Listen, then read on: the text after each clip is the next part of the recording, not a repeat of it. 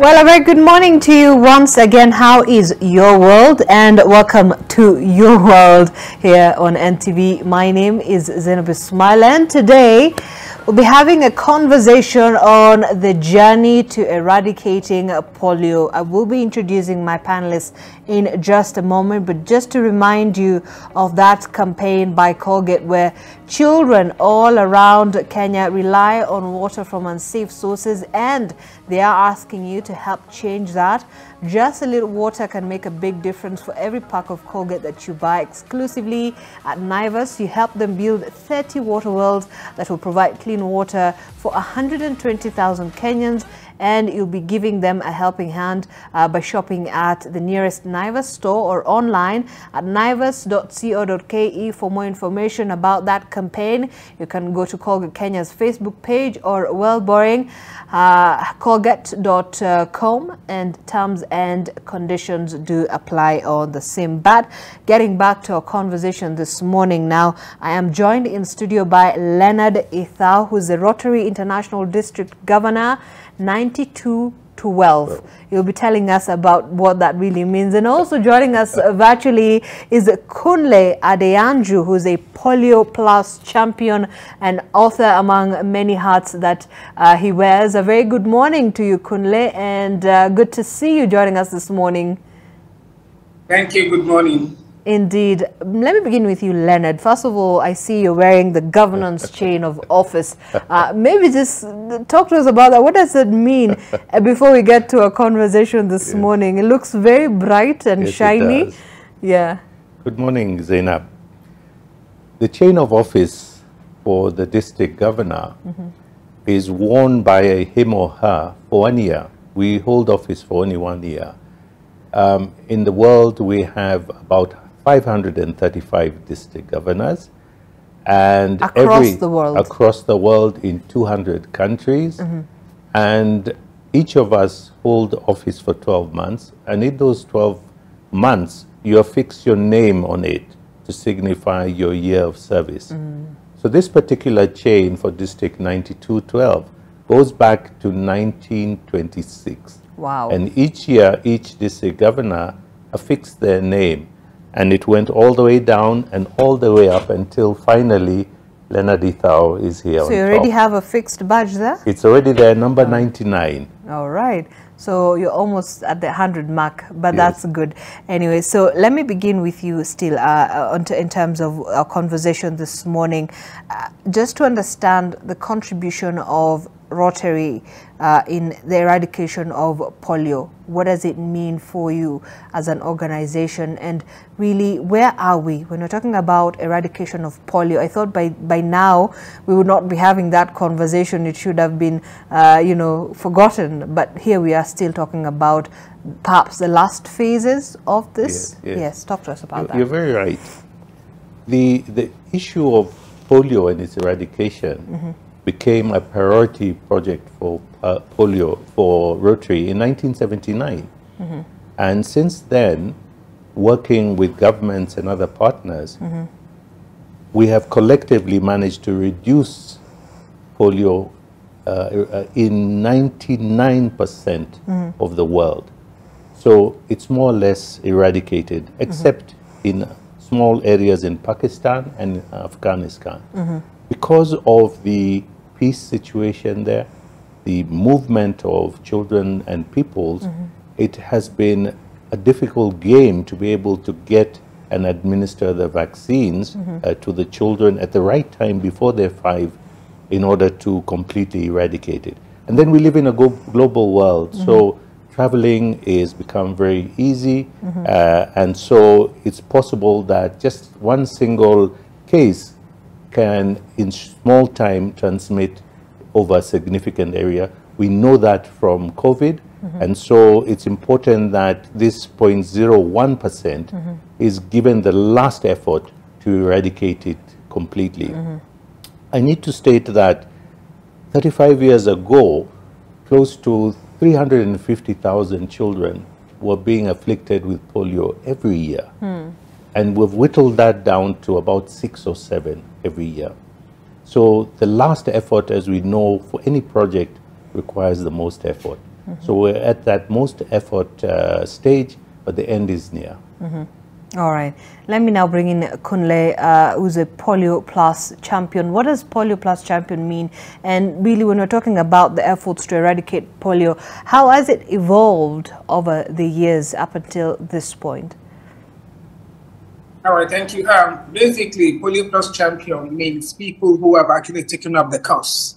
To say, I want to do things in my own way. I want to do things in my own power with my means to actually see my contribution bringing an end to polio in our world.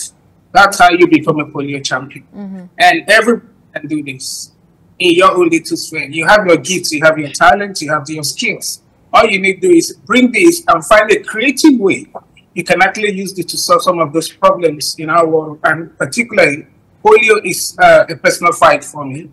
And has it been? It's been quite rewarding, because you hear this phrase that what we give, to other people is actually what gives us the most gratifying satisfaction about our life. So being able to give my time, my effort, my energy, my resources towards bringing an end to polio has been quite fulfilling, has been quite interesting and rewarding for me. So it's been an exciting journey, actually.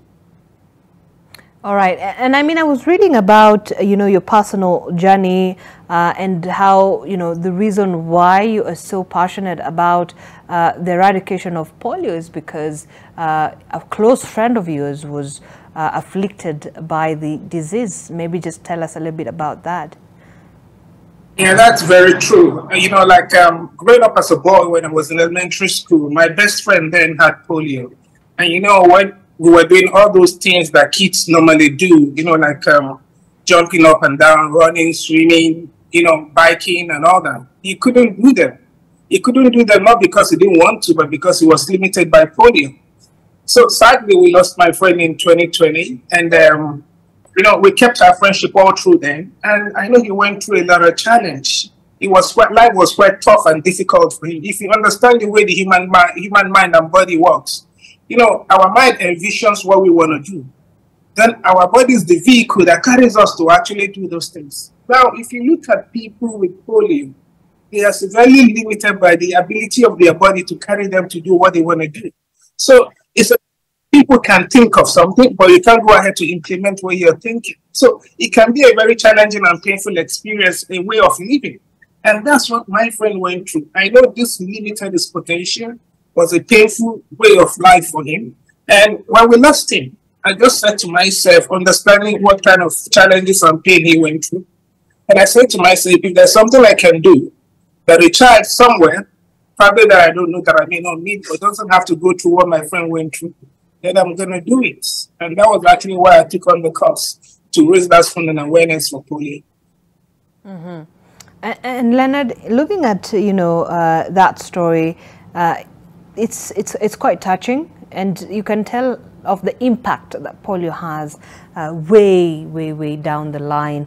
So we still are reeling from the impact of polio. But do you believe that there's a change in terms of the challenges that we're facing back then and now? Are we facing new challenges when we're talking about polio and the eradication of polio, or really are we no challenges so far? We're facing different challenges to commensurate with the times. The movement of people wasn't as prolific as it is now. The number of children being born today obviously is much more than back then. And so a child today born in this world really is disadvantaged if they don't have the full physical ability to do things, to engage in society, in a society that is perhaps more just judgmental now than it was back then. So a child who doesn't have the full opportunity, the full ability, will definitely find it a challenge to get ahead and live a successful life.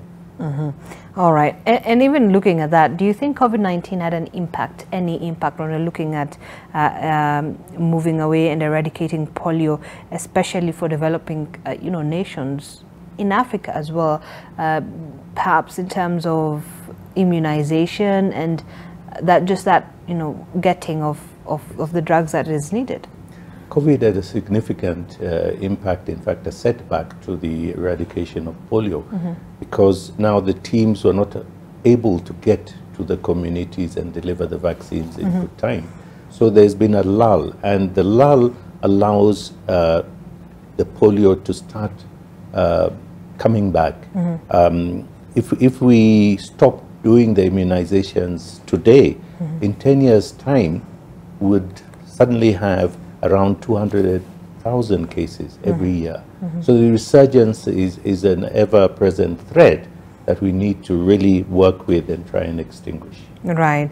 And Kunle, when we're looking at the benefit, the public health benefit of eradicating polio, do we have more benefit aside from just saying, look, we have eliminated the disease itself? Is there any other benefit that perhaps we can look at as a community?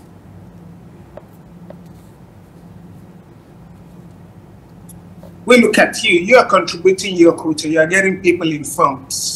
Now, there are a lot of children out there. If we don't do something and end up with polio, they can't contribute into society development. They cannot contribute their quota. We all came here to contribute something into the world to make it a better place to improve it.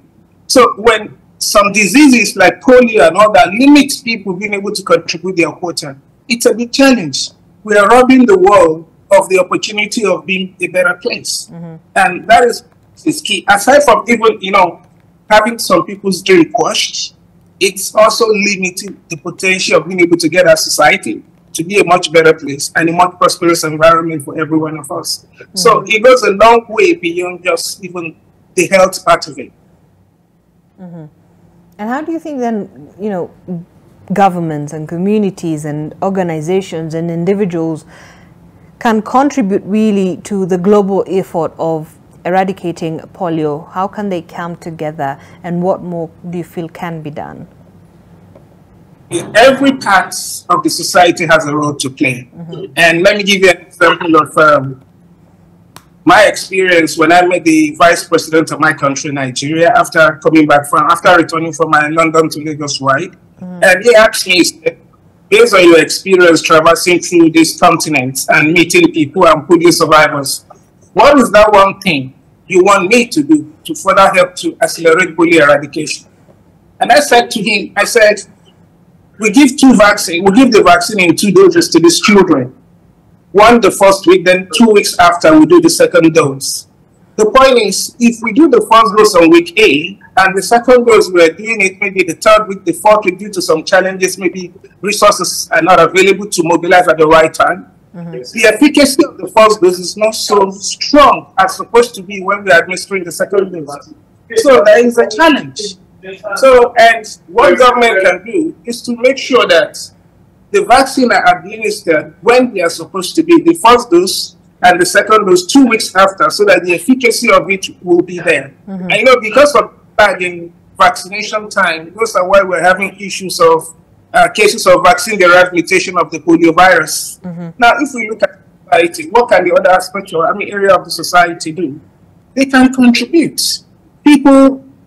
It's donation from Rotarians like me, like the DG, that helps to fund the purchase of the virus. They can help in awareness, in educating people about reducing the level of vaccine hesitancy so that people can actually willingly bring out their children for vaccination. So every one of us in the society has a part to play to eradicate polio from our world. And I know that in 2020, I believe, Africa was declared polio virus free. If I'm not wrong, you can correct me on that, Leonard.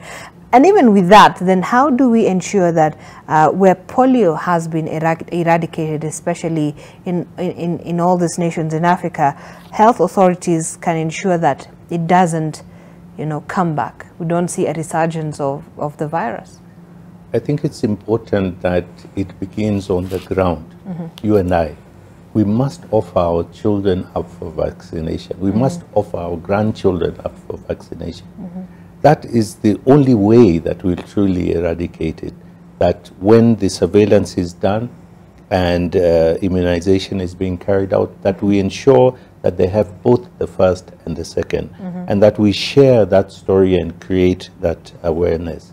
As regards the governments and other authorities, that surveillance is continued, that where cases do pop up, that there's an immediate mop-up within that region to ensure that it's completely eradicated. So it's one of having total vigilance at all times so that it can be eradicated completely. As I said earlier, the possibility of resurgence is always there. And so we should not relent until the whole world is indeed declared polio-free. Do you think the essence of proper communication and public awareness campaign has really helped in terms of creating that awareness among the public in making sure that, you know, children are taken at the right time to get, you know, their immunization and vaccinations, and that we're able to sort of stay on the right track? And do you think, has it worked? Do you think that that's one of the, you know, key areas that perhaps has worked? A lot of effort has been put and still is, but I think more needs to be done. I know we have other pressing health issues that still need attention, but I think polio needs to be lifted up a little bit because we've been very successful and we don't see prevalence of it with our own eyes. Out of sight is out of mind. So we need to remind ourselves the ever-present threat and apply more resources, more awareness to the final eradication of this vice. All right. And Kunle, I'll come back to you as we take a look at what else we can be able to do. And also that, is it a 13,000-kilometer journey? You can tell me about that when we come back. A motorbike ride from London to Lagos, and what that means for this campaign. We'll have just a short break here on Your World. We're going to be back in a short while, but before that, just to remind you of that campaign by Colgate, where they're telling you that you can put a smile on those next to you, and Colgate is asking you to help them to provide clean drinking water so that children can have a bright future by staying in school. For every pack of Colgate that you buy at your nearest Naivas store over the next 2 months, you're helping them build 30 water wells that will provide clean water for 120,000 people, and they're saying that's something to smile about. So you can visit the Colgate Kenya Facebook page or visit the website on wellboringcolgate.com for more information, and terms and conditions apply. Let's have a break. We'll be back.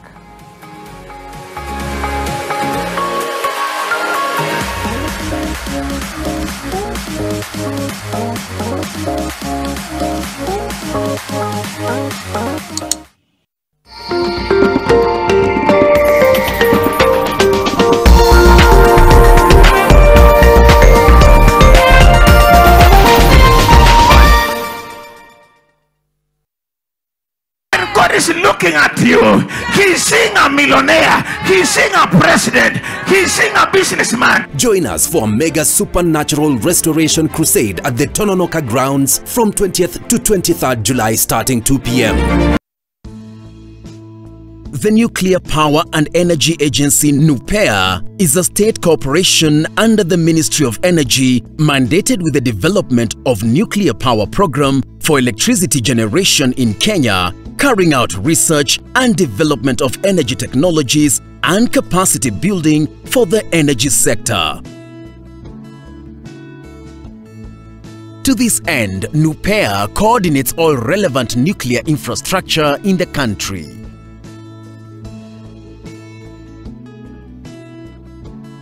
For more information, log on to our website and follow us on our social media handles. The Livestock Breeders Show Trust invites you to the Livestock Breeders Show and Sale from 3rd to 5th August from 6 a.m. to 6 p.m. at the ASK Jamhuri Park for a knowledge, skills, best practices sharing experience in livestock matters like no other this year.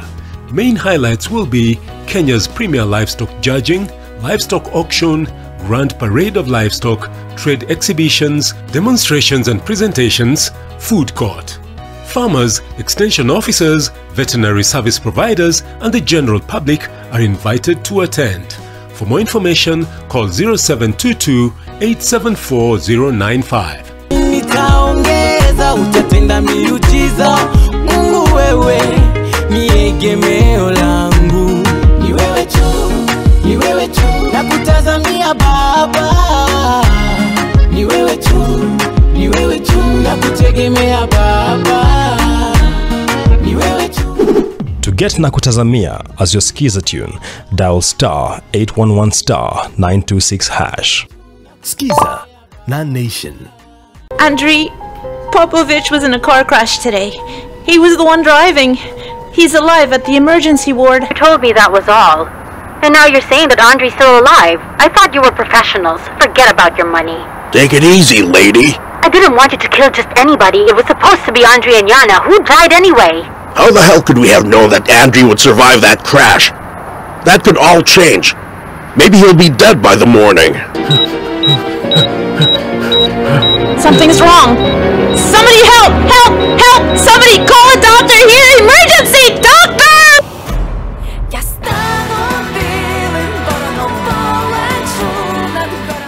Blueband peanut butter, made with 100% pure peanuts and a good source of omega-6. Grow healthy and happy kids with Blueband peanut butter. Available in 200 grams, 400 grams, and 800 grams. Buy a pack today.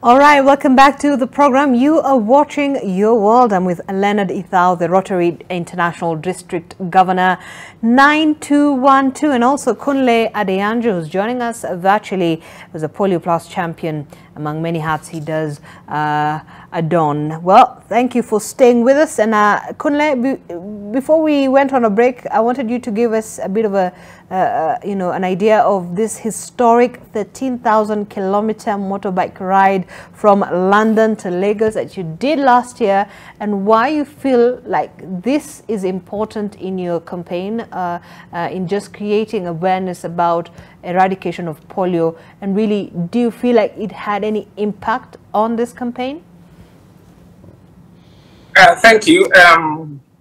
The ride from London to Lagos was actually life-changing. And to put it this way, did I feel I achieved everything I wanted to do? And the answer is I achieved a lot more. And let me give you a summary of the ride. The ride started on the 19th of April. It took me 41 days to do the 13,000 kilometers ride. I did about 3,000 plus kilometers in Europe and about 9,000 plus kilometers in Africa. I traversed 13 countries, 42 major cities. And it was quite impactful because all through my transit on the ride, I contacted so many people. I had encounter with a lot of Rotarians who mobilized community people. And I actually had experience of going around most places I went through to go with the Polio Plus volunteer to vaccinate children, to speak to community leaders, market women, and all that about the dangers of polio, and getting people to bring their children for polio immunization. So aside from raising funds, for the cause of ending polio, the awareness in itself is quite tremendous, was quite huge. And I tell you, we can put a test to this, is the fact that the awareness was successful. Probably that is actually where I'm sitting in front of you, talking to you, sharing my experiences. And that's why the whole world, find inspiration in the ride.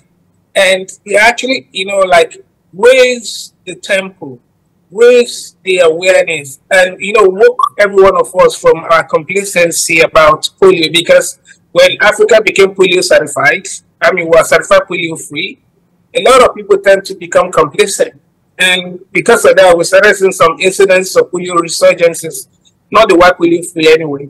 And doing the ride woke every one of us back, and there's been a renewed effort towards ending polio campaign. So aside from the fund raised for the foundation, Joe, you've put in the effort to make a change in this, and very commendable, by the way, I must say, Kunle, and thank you for those efforts. And Leonard, so this should be quite commendable, and he's changing one mind at a time, a single person. So you can imagine the impact of one individual, Kunle, working on this, being a Polio Plus champion, really, if he has such kind of impact. So you can imagine what working together would really do, when you have all these people coming together to change the mindset, to change how, people view polio, and really to just put more effort in ensuring a global eradication of polio really looks like. It would be quite something, don't you agree? Definitely, and I really laud past President Kunle for this activity that has really brought to the fore the need not to forget, the need to continue the fight, and also to really bring to the top of people's minds that if we come together as Rotary, as governments, as partners, as communities, we can completely eradicate a disease. If we can do that to polio, can we not do that for malaria and other endemic diseases that really bedevil humanity? It gives hope, I think, that there's a possibility that there's a lot we can still do. But let me ask you this then. Are there any potential consequences or risks of not achieving a full global polio eradication?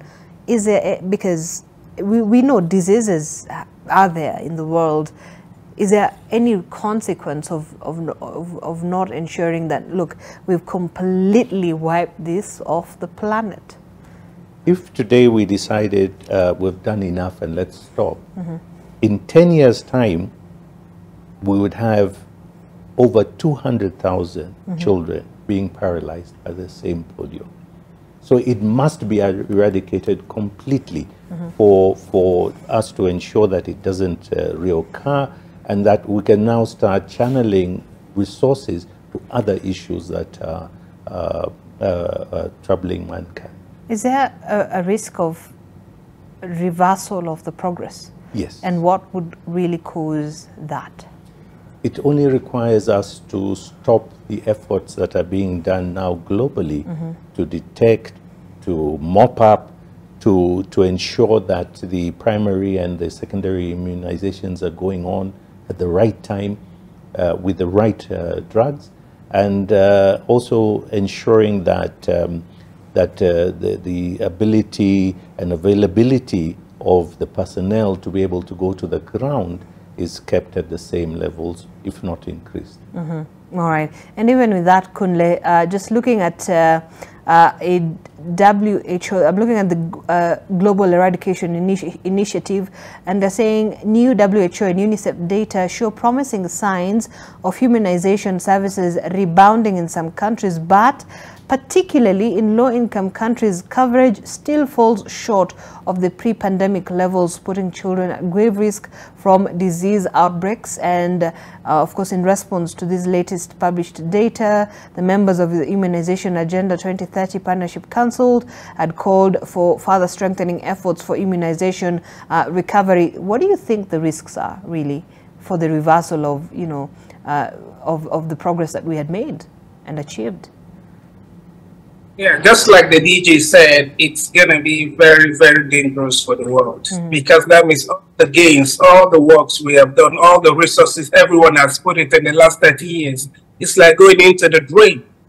And I had opportunity to actually participate in immunization, going on the field with the team done in the QBR2 last year, and we went to a very remote community for immunization. And I tell you, logistics is a major challenge in low-income countries, because this particular place we went to, accessing this community of about probably 200 or 250 people, it took close to like about 5 hours getting there. And even by the time we got there, larger chunk of the people had already gone to maybe the farm to do some other things. So we had to spend close to like another 2-3 hours waiting for these people to come. And these are the kind of challenges people face day to day due to access. And the polio vaccine, it's not just the vaccine, that it has to be preserved at the right temperature. So the logistic of having the right temperature, to preserve this vaccine, it's a challenge in those kind of remote area.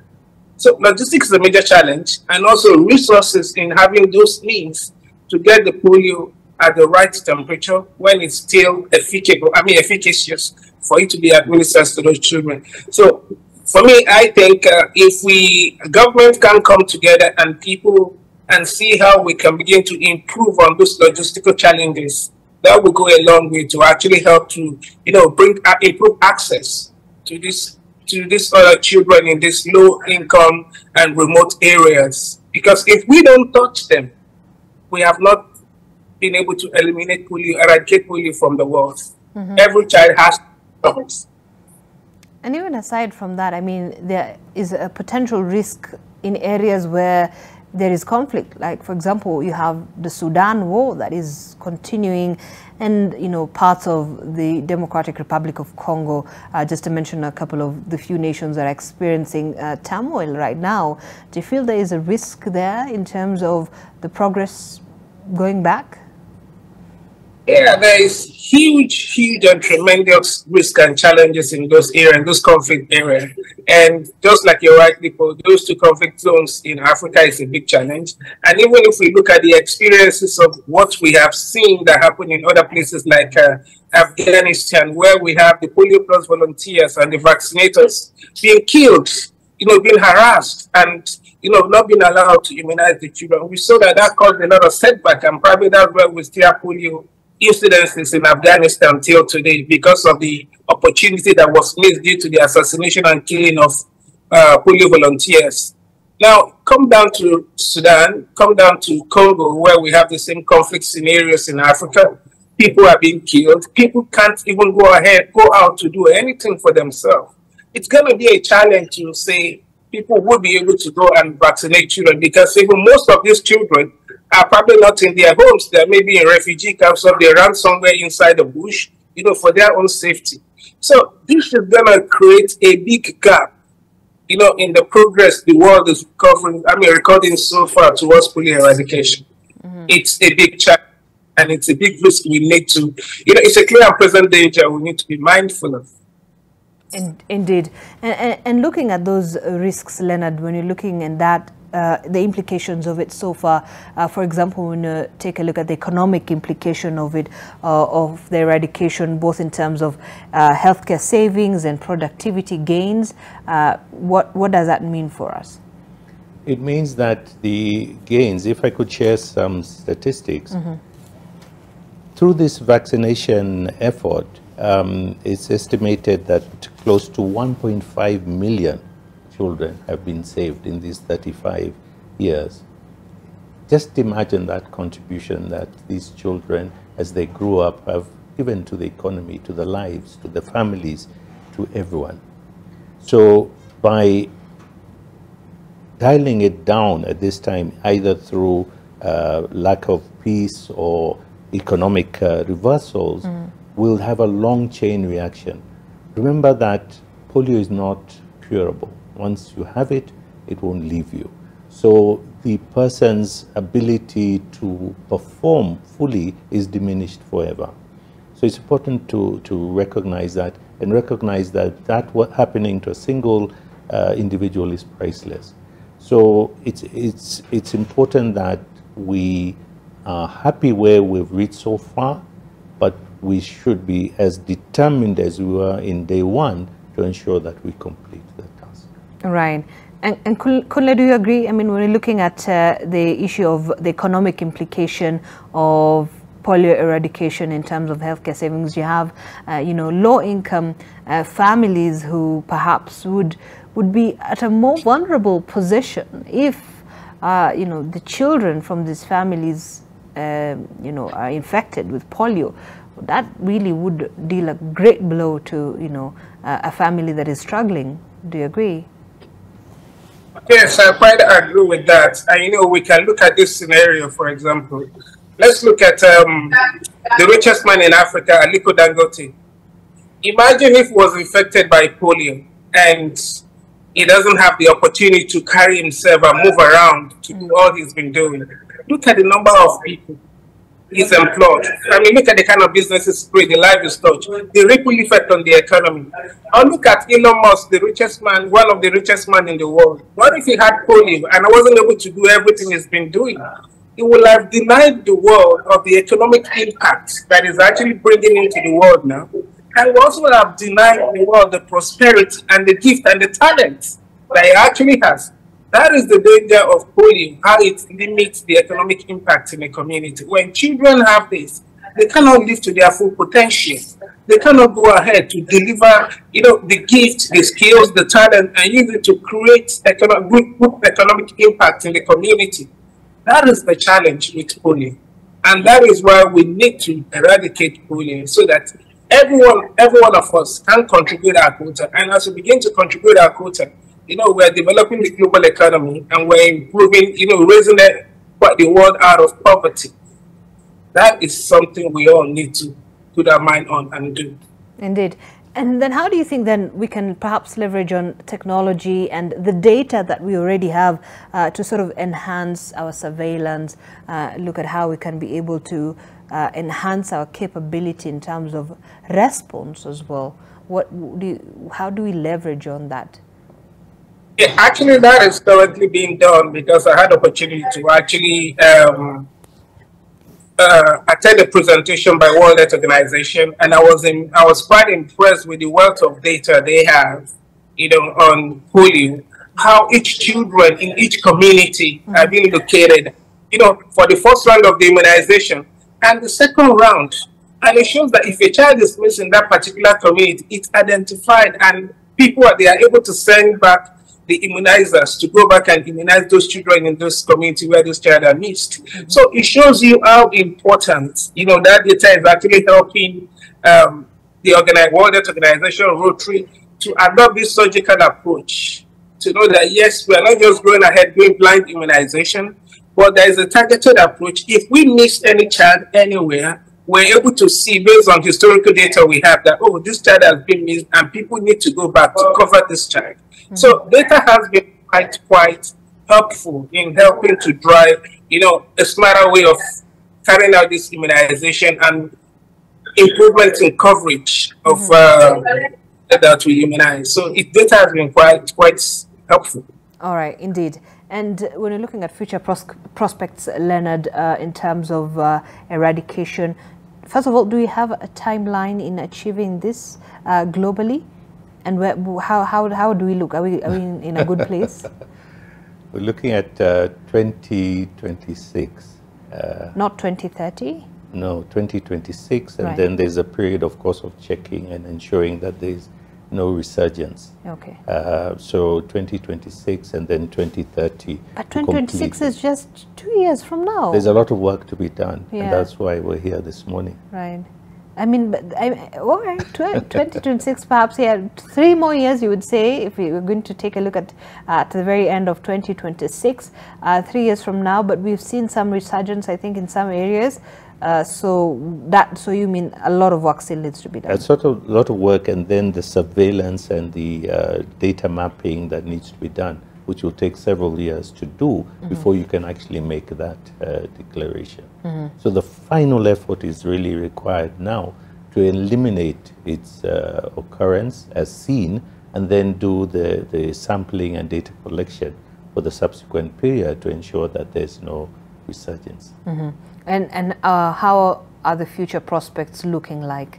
They're looking very positive, but as you're finishing a race, a marathon, it really requires a final kick for you to finally get to the finish line and be a winner. So when you're looking at that final kick, what does it entail really? Just give us, I want to get a full idea. What does that final kick really entail in terms of what we're doing as, when we're looking at our governments and we're looking at the global organizations as well, what does it entail? It entails Rotarians, it entails the significant partners within the Global Alliance. It takes the governments, it takes the local governments, it takes all the advocacy partners to really rally behind and really focus effort continuously in these declining years to be able to completely eradicate. There should not be a moment lost now, because this alone will set a precedent for mankind to start addressing other issues and use the learnings from this polio effort to really improve the livelihood of our children, the economic opportunities that they'll be fully able to realize. So it's very important that we have a successful outcome from this. Indeed. Kunle, future prospects for global eradication of polio. We've had the timeline is 2026. From where you sit, positive looking? We can get there. You know, with the concerted effort everybody is putting on, with what we have achieved so far, and you actually, the target wasn't just, like plucked from the air. It was data driven. We've seen what we've done historically, where we are, what we've been able to achieve, and based on all those milestone progression and trends, we've said to ourselves, 2026, we should do this, and we can do it. We can do it, but even as we say we can be able to do it, there are still regions and populations that perhaps are a little bit more particularly vulnerable. So you believe that there should be some more concerted effort there when we're looking at how we can be able to implement and address that issue? Quite certainly that has to be done, and that is actually being done, and it's because of all these actions we have in place. Those are what led us to say yes, 2026 we can. There are some things that we can't see. We can't tell what happened, like the war in Sudan. But now that has happened. That is bringing a setback in immunization coverage in that country. Places like Congo, there are also some bits of setbacks. Yeah, but in spite of those challenges, we have a deadline we set, and we'll put everything we can on the table to make sure that we work towards that deadline. And we hope to get there. If by chance we didn't get there, but we know we'll be very close. Indeed. And maybe just one more question I think I forgot to ask is on issues of, and especially within African societies, there are heavy cultural beliefs and practices. Do you think to some extent we've had, cultural beliefs and practices that have impacted the awareness and really eradication of polio, or this hasn't been an issue really? It's been a big issue. I'll give you an example. The northern part of Nigeria, where part of the culture, even women sometimes were not allowed to go into the house to immunize children that have been kept inside the house. There is this system of a man or a woman can actually go in. And because people can't go in, they can't reach those children. It took the effort of getting the traditional ruler to actually, go ahead to educate the people and actually immunize the child himself, for the community to begin to accept that, okay, let's open our doors to polio vaccinators to come immunize our children. Also, there's a religious aspect of it. There are people that will tell you that, oh, religion forbids this to be done. And, the thing I say to them, because I had this particular experience in Burkina Faso, and where the lady was telling me that, oh, their religion forbids them from doing this. And I said, let's look at it this way. You want your children or your child to practice this religion? She said, yes. And I said, if this child had polio and is limited by his ability to move about, do you think the child will be able to actually practice that same religion? So actually bringing out your child to be immunized so that he doesn't contact polio is actually helping you to achieve that same objective you're talking about.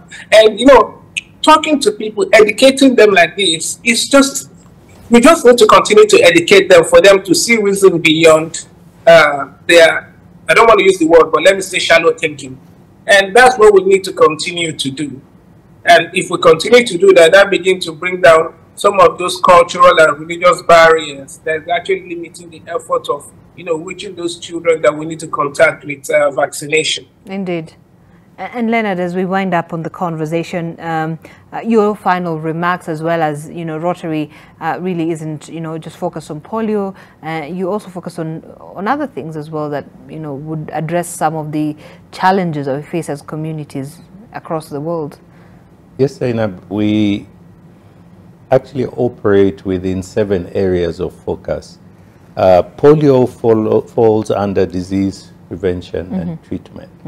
But we also operate under areas of peace and conflict resolution, water and sanitation, providing water and ablution facilities for communities, for schools, mother and child, because mother and child health matters are very specific in terms of child mortality and the vaccination things that are required. Basic education and literacy, assisting children at the younger age when they really need a lot of inputs in terms of access to books, access to other items to them to have that fundamental human right of basic education. Economic empowerment of communities to provide means in which communities can become self-sustaining, that they hold the required dignity of the person in whatever they do. And finally, the environment, the preservation, which is a new area of focus, because we know environment really is the mother of our earth in terms of the world that we live in. And so we are now putting a lot of emphasis in that. So Rotarians are free to work within any of those areas of focus. They're able also to be very specific, like working in polio, in malaria, in cervical cancer, and such afflictions, which many of them are doing. In case you do not know, we have around 1.4 million Rotarians in the world. All right. So 1.4. 1.4 million. Active members. Active members. Right. In 46,000 clubs. Indeed. Kunle is one of them. So you're doing a fantastic job. Yes. Indeed. Thank you so much. Kunle, final remarks as we wind up? As we say in Rotary, we're this close to ending polio, and we will end polio. And thank you so much for having me. Indeed. Thank you so much, Kunle Adeyanju, Polio Plus champion, who is actually joining us live from Nigeria. I had actually expected you to be in Nairobi today, but hopefully I think you'll be coming soon. Yeah, someday soon. Fantastic. Thank you, Leonard Ida, who's with me here in studio, Rotary International District Governor 9212. He is Governor number 99. All right, perhaps I could be Governor 100, but wait. Yes. No, but thank you so much for coming in this morning. We appreciate your contribution, and of course we'll continue having a conversation in tracking our journey to eradicating polio, where we are in terms of the challenges, in terms of the progress we've made, and what else needs to be done. All right, this is where we wind up on you all. Thank you so much for watching. Have yourself a good morning and good day. My name is Zainab Ismail.